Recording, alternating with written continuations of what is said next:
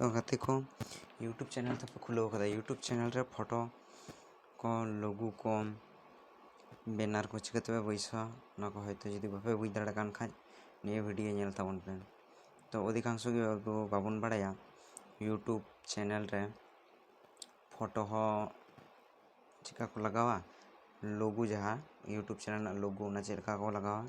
और बैनर चेलका को लगावा ना बाबन बाड़ाया बैक कवर जहाँ को मता कना ताले अब नितो निये गेबन सेड़ाया यूट्यूब चैनल रे लोगो और बैक कवर ना चैनल रे ना जहाँ बैनर लोगो और बैनर चिकाते को सेटिंगा चलो बन नेल लगी ताले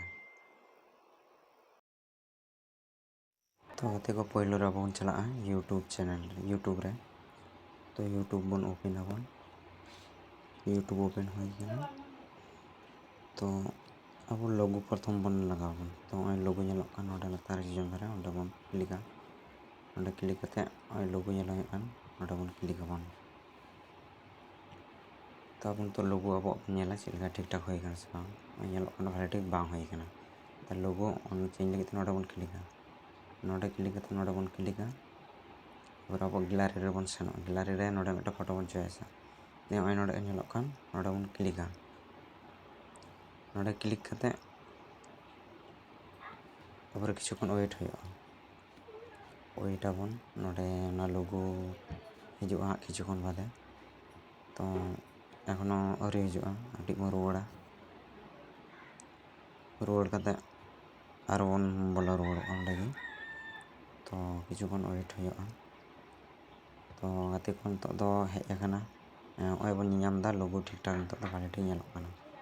प्रोफेशनल भाव ठीक ठाक लोगो सेट होय काना अबे नामदा लोगो चेलका आते सेट होयना तो नितो दो आदो बन नेला बैनर तायम रेना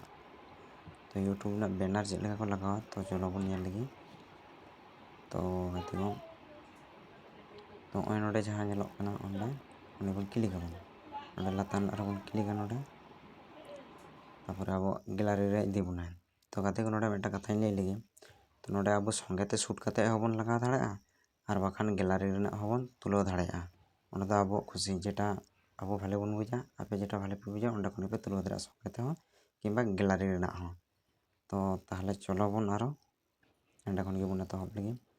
तो ओय पे नेलदा ओंडे बैनर दो ओंडे ओंडे बन क्लिका तो लातार रेना रे बन क्लिका लातार रे क्लिक करते अब गैलरी रे इदी बना गैलरी रे नोडे मेटा फोटो बन चॉइस आबन नोडे चॉइस करते निये बन और आबन और जूम बन कम करते नोडे बन सेव का सेव करते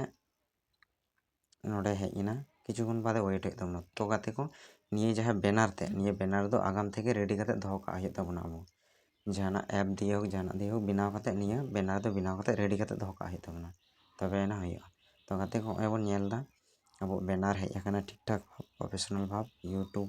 लोगो बैनर बानार गे हेज आकाना तो गाते को नुंकाना वीडियो आरो नेल लगित ते यूट्यूब रेना जहाना सेटिंग से यूट्यूब रिलेटिव जहाना वीडियो नेल लगित ते निये चैनल सब्सक्राइब ताबन पे यदि फेसबुक रे पे नेले खान निये पेज फॉलो करते दय ताबन पे कृष्ण डिजिटल तो गाते को कमेंट रे लई ताबन पे जहाना यदि बापे बुझ दाड़े कान खाज से आरो जहाना नुंकाना वीडियो यदि पे नाम लगित कान खाज कमेंट रे लई ताबन पे और आबोरेन जहां बुझा मिसी को यदि बाको बाड़ाय खान बाको बुझ दाड़े कान खाज तो नुंकाना वीडियो को यदि को नाम लगित कान खाज उनको शेयर को पे जाते को उनको को सेड़ाया बुझा को आकोआ समस्या खन को समाधान तको नुंका वीडियो नेल करते तो यदि खुशी पे बुझा खान ताले ने वीडियो लाइक ताबन पे गाते को तो नुंका गी सनम को तेगे सपोर्ट इमाइन पे आपे नुंका सपोर्ट नाम लेखान आरो नुंकाना टेक वीडियो अगु करते हजुआ तो गाते को चलो बन आरो बन नापामा एटा वीडियो रे तो नितो लेका दो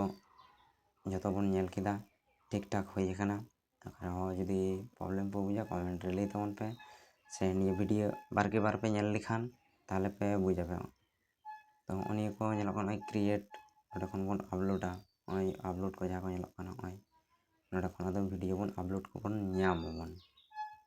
ओय सनम को पे सेड़ा केदा तो चलो बन पर वीडियो नेपामा सनम को गी जोहार।